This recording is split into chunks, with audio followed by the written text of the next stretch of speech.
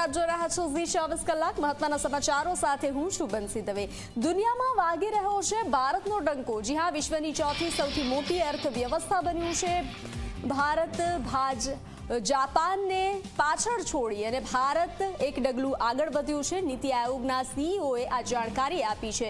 ભારત 4000 અરબ ડોલરની અર્થવ્યવસ્થા બન્યું છે। હવે ભારતથી 3 દેશોની અર્થવ્યવસ્થા મોટી છે। અમેરિકા, ચીન અને જર્મની ભારતથી આગળ છે।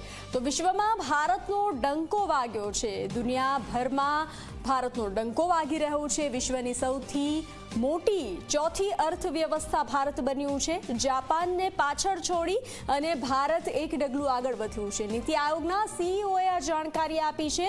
ભારત 4000 અરબ ડોલરની અર્થવ્યવસ્થા બન્યું છે। હવે ભારતથી માત્ર 3 દેશોની અર્થવ્યવસ્થા મોટી છે। અમેરિકા, ચીન અને જર્મની ભારતથી આગળ છે।